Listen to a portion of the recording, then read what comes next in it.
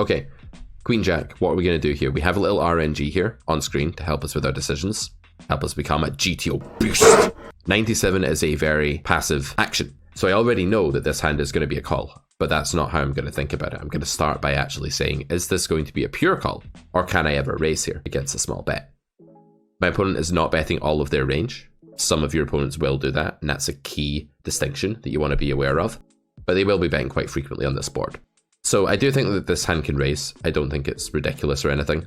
I think there's a little fancy trick here that when you have a club in your hand, you want to raise a bit more because you'll unblock the backdoor flush draws that they can call you with, so it makes you raise more for value. But that aside, I think this hand could raise sometimes, but it's going to call this time based on that number. And as we can see, the raise percentage for that combo is very small. I'm not going to pull up hand charts at all today. We're literally just going to stay in the trainer looking at the cards as they fall. So we check turn, they bet again. Am I ever folding this hand? I don't think so. One reason I would never fold this hand is I think it's actually what we would call a value beater in the Carrot Poker School. And a bluff catcher is basically a hand that can only beat bluffs, doesn't beat any value. A value beater can chop or beat at least one of the value combos in Villain's range. So I don't think it's unreasonable that Villain could be actually value betting here with something like Queen Jack, and therefore we can chop with those. I don't think Jack 9, Jack 7, things like that are going to bet for this sizing. Maybe Jack 10, but definitely Queen Jack. So I think this is a value beater. It's never going to fold, therefore we're only going to be folding hands that are bluff catchers or worse, and a Jack is a very good bluff catcher anyway for the most part, so it's probably not folding regardless. And when it comes to raising here, we're not going to be raising this hand ever, I wouldn't think. I would think this is just a pure call, so it says call okay, 100%. Down here, there's a little nifty display where it's going to tell us our EV. I'm not saying you have to go out and get Pio 2 so you can do the trainer, but what you do want to do is pay attention to this as we go through this series and become a GTO beast. Every time I say this throughout this video, I'm going to get progressively more and more ridiculous. If you make it all the way to the end, I'll be saying it really ridiculously by the end. As we can see here, the EV of every play apart from call is kind of a disaster. What do these numbers mean? Well, the top number there, where it says 100%, is the frequency that you should call at. If call is the best line, you should take it 100% of the time. You shouldn't ever be mixing in an inferior line. You're only allowed to mix in GTO when the EV is the same, and here it's not. So folding would be worth 0 EV. Raising huge would be worth very close to 0 EV because you'd be crucifying the hand like completely. And raising small would be like a pretty big mistake of 1 big blind. This is a 5-10 game. So when you see that call is worth 50 odd chips and raise is worth 40, that means you're losing 10 chips or $10 1 big blind by making that mistake. That's really bad in a pot that's, currently only 27 big blinds. Losing a whole big blind there is pretty bad. Anyway, we check.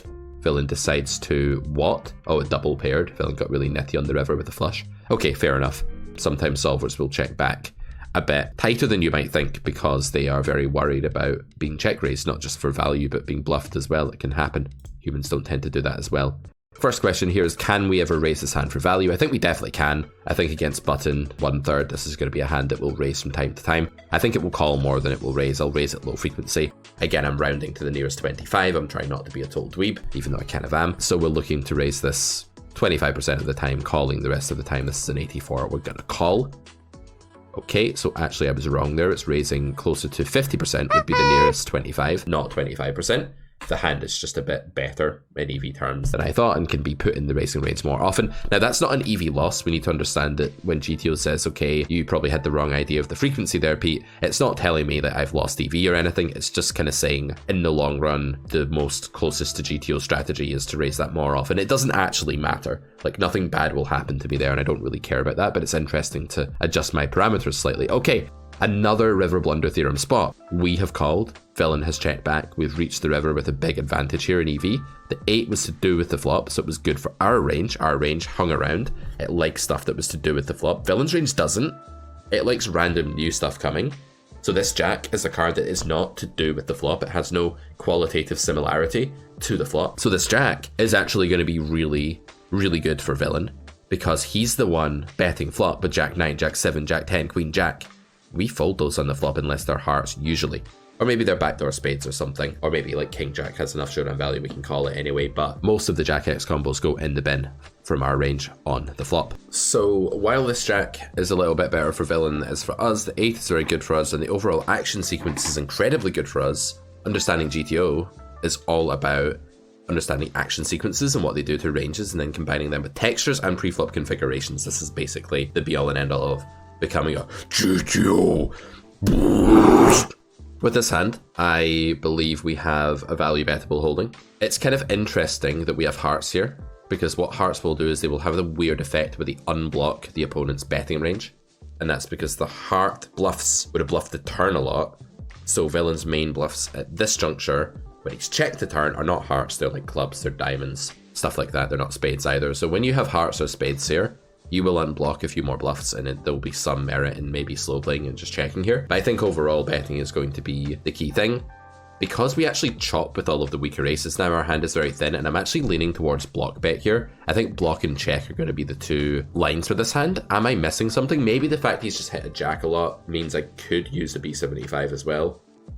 B75 seems a little thin, especially on the 8 turn where villain is going to check back more combos of ace, queen, ace, king than he would on a brick. So this, I think I'm gonna block on a 10. Am I?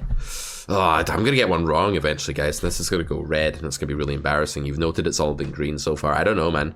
Okay, let's make a judgment call on this. Can I B75 here? No, I'm gonna say it's a block. It's a B75 pure. Okay, but the EV difference isn't massive. It's basically 0 EV difference. So this is very harsh. To lose 0.09 chips is like losing 1/10 of 1/10 of a big blind. So I lost 1% of a big blind, in theory, by choosing that sizing. But that's not what's important. What's important is that I underestimated how good my hand was on this node. I thought that it could only block bet. It can actually big bet, and that needs recalibrated. I thought it was close, to be fair, and I was kind of torn. Interestingly, check is not okay with this hand. I guess we are blocking still some bluffs with our 10, and villain just has a very condensed range here. They've hit second pair a lot, which they'll check back, so we need to value bet a lot against that. So that makes sense why we need to just not check here, why we need to value bet. I just slightly underestimated how good the hand was. Look, there's his jack. I told you he loves the jack. That's why we're always betting, never checking. If this is a brick, there might be a bit more checking. He's got a bit more of a polarized range on a brick because his jack X is still air. Kind of weird, right? But it's true. Interesting one. I've overreacted to the 8 here and underreacted to the jack, and that's led me to think my hand is slightly weaker than it is. This red box, don't worry, it's not a problem to lose this much theoretical EV, because in reality you probably lose, it's not even clear what happens, maybe one size is better than the other, and I'm not talking exploits today, right? That would be another topic. In reality, I would always bet big here, and that's because I don't expect to get bluff raised enough if I bet small. But the solve is tricky, it's trappy, it's a bit of a fiend, it's going to bluff raise me quite a bit. So betting small is not much of an EV loss. Against a human, bet big here though, that's important.